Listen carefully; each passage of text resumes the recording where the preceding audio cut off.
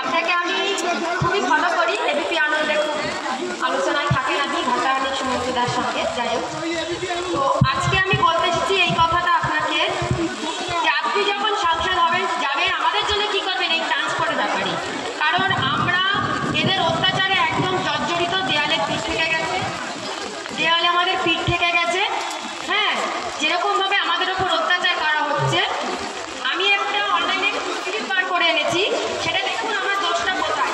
আমি একটা সফটওয়্যারের ওপরে দাঁড়িয়ে পড়েছি কারণ ইয়েলো হয়ে গেছে, এগোলেও জ্বালা পিছলেও জ্বালা, তো আমি দাঁড়িয়ে পড়েছি।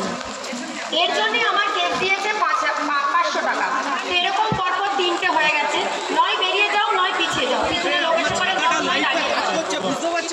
এই যে 500 টাকা করে আমাদের যে ফাইন দেওয়া হয়, তো আমার একটাই আপনার কাছে বক্তব্য, এর জন্য আপনি কি করবেন। কারণ আমাদের রোজ 500 টাকা নেই, আমাদের গাড়ির ট্যাক্স ইন্স্যুরেন্স এত পরিমাণে বাড়িয়ে দিয়েছে যে আমাদের এই ট্রাভেলিং করে এই ট্রান্সপোর্ট চালিয়ে পিঠ থেকে গেছে। আর আমরা যারা মহিলা ওলা উবের চালাই, আমরা 24 ঘন্টা, মানে আমরা 12 ঘন্টা বা 8 ঘন্টা কাজ করি না, আমরা 24 ঘন্টা করি, কিন্তু 7, কারণ আমরা ঘরে করে বাইরে করি।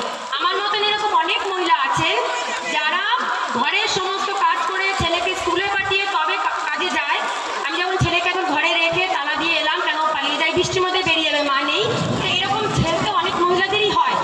তো তারপরে আমাদের 500 টাকা রোজ ইনকাম করা খুবই কষ্টকর। তো আমি আপনাকে দেখাতে পারবো এই গত সপ্তাহে আমার কত টাকা হয়েছে। তো এরকম যদি 3টে কেস আমার 1500 টাকা করে রয়েছে, যেই রকম আমাদের উপর অত্যাচার করছে। তারপরে রয়েছে পুলিশের দাদাগিরি, ওদের অত্যাচার আমরা নিতে পারছি না দাদা। তো আমাদের এই ট্রান্সপোর্টের সম্বন্ধে আপনি আগামী দিন কী করবেন, সংসদে কি বলবেন, আপনার কাছে এইটা জানতে আমি এসেছি। আপনি যদি এই বিষয়ে কিছু করেন আমরা মেয়েরা উপকৃত হব, এবং আমার মতন আরও দাদা ভাইরা যারা উবের চালিয়ে ওলা চালিয়ে সংসার চালায় তারা উপকৃত হবে।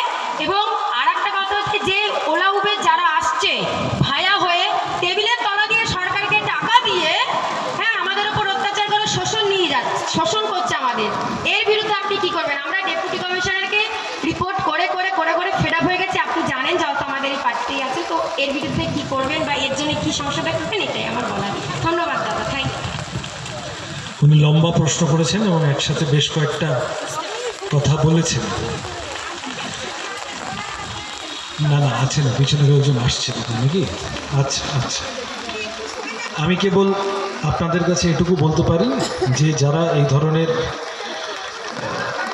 ওলা উবের ধরনের গাড়ি চালান, প্রথম কথা হলো যারা জানেন না তারাও জেনে নিন, বলা হয় পার্টনার, শ্রমিক নয় কিন্তু খাতায় কলমে পার্টনার।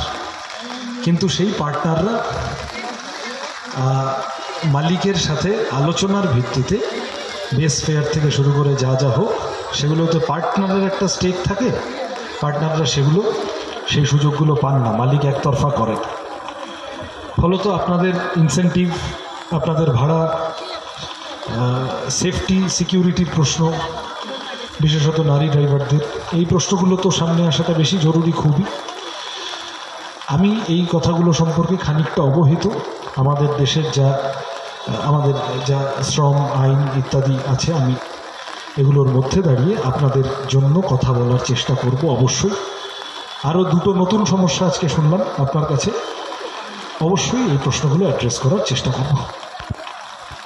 অনেক ধন্যবাদ।